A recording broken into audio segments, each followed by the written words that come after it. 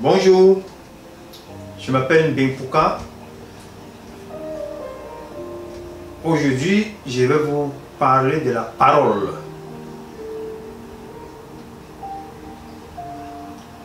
Qu'est-ce que c'est que la parole? Pour commencer, la parole, ce n'est pas une création humaine. La parole a une origine divine. Certaines écritures de nos ancêtres nous disent qu'au commencement était la parole. Mais dans notre monde, que signifie la parole aujourd'hui? Qu'est-ce que c'est que parler? Beaucoup de gens s'expriment et disent presque tout. Mais quelle est la valeur de la parole dans notre monde aujourd'hui? La parole a été ou est presque complètement dévaluée. Un mot aujourd'hui a plusieurs significations. La manipulation de la parole dans nos sociétés qui a directement conduit à la dévaluation de cette parole nous rend presque incapables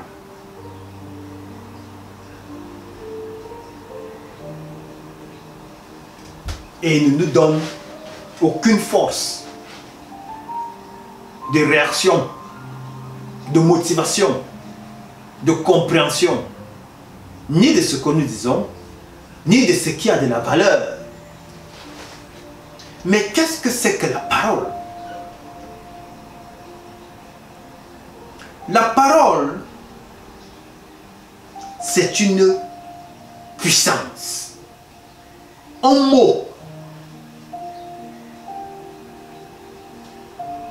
Qu'est-ce qui compose le mot? Le mot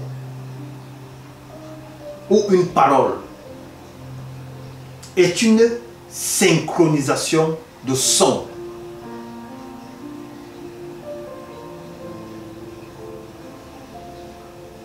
Qu'est-ce que c'est qu'un son? Un son, c'est une force, c'est une énergie.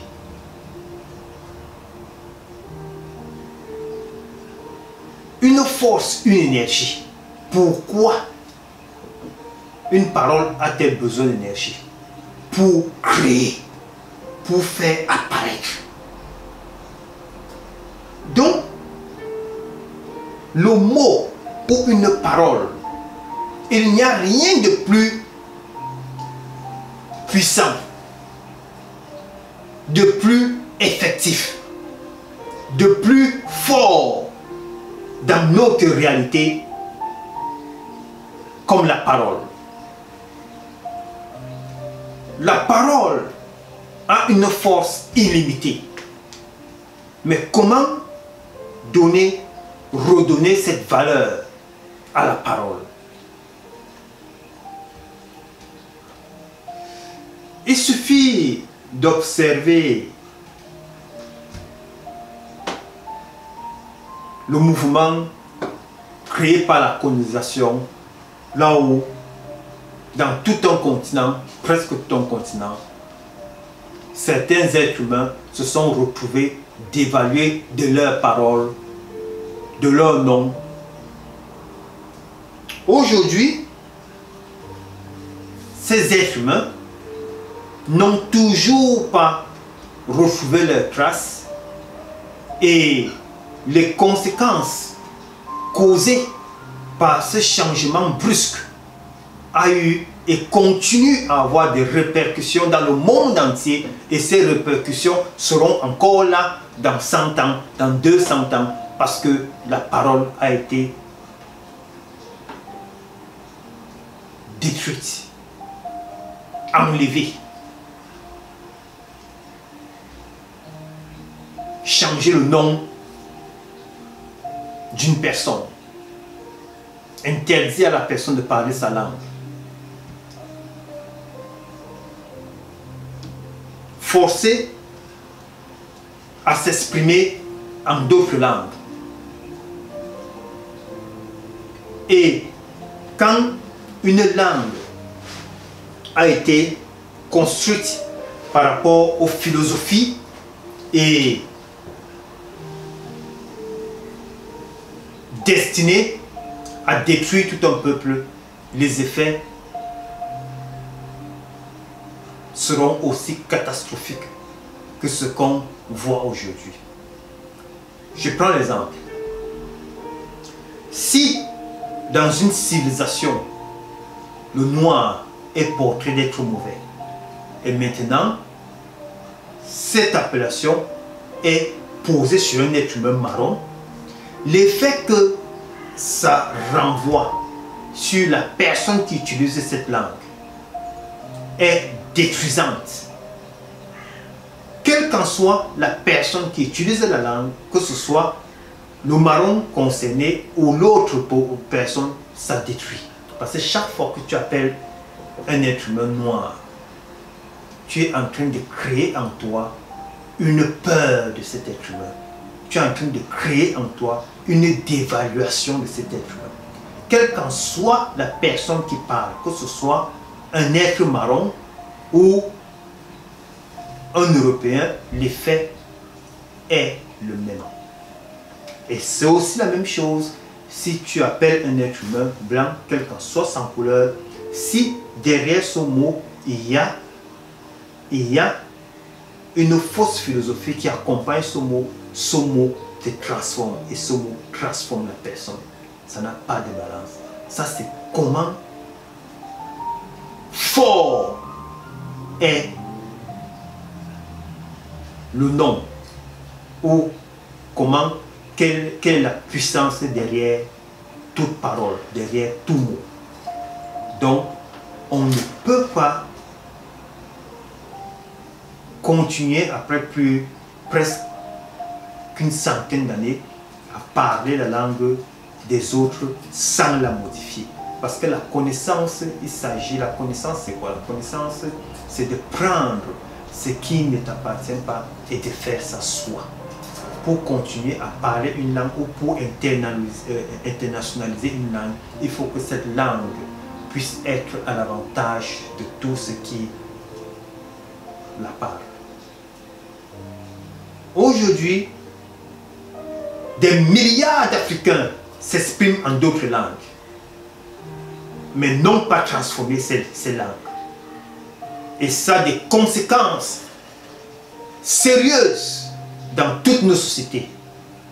Le manque d'amour personnel, le manque d'estime, toutes ces choses sont ancrées avec la colonisation, sont ancrées avec ces langues. Parce qu'il faut connaître le pouvoir derrière le mot, le pouvoir derrière la parole.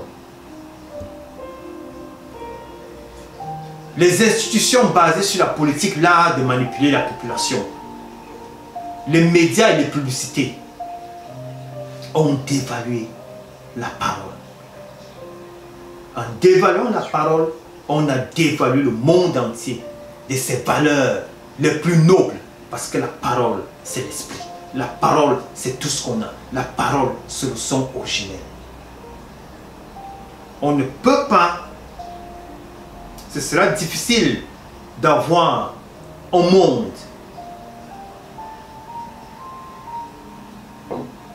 uni dans une globalisation nécessaire si on continue à s'exprimer comme on s'exprime aujourd'hui. On doit repartir vers les vraies connaissances. Et la parole est la clé. La parole qui crée ce pouvoir, qui nous donne cette habilité, cette santé morale, cette santé personnelle, cette dignité d'existence est clé. Nos sociétés aujourd'hui ne croient presque plus en rien. Il suffit de tourner sa tête dans toute direction. Il n'y a rien de vrai. Les religions n'ont rien de vrai. Les films n'ont rien de vrai. La politique n'a rien de vrai. Les médias n'ont rien de vrai. Tout est manipulé. Même la parole est manipulée et dévaluée. On a besoin de faire confiance aux êtres humains, de faire confiance à leurs paroles. Donc je vais beaucoup parler des mots clés de la vie, les mots d'énergie, les mots qui détruisent, la parole, la vie. Notre existence en dépend. Merci.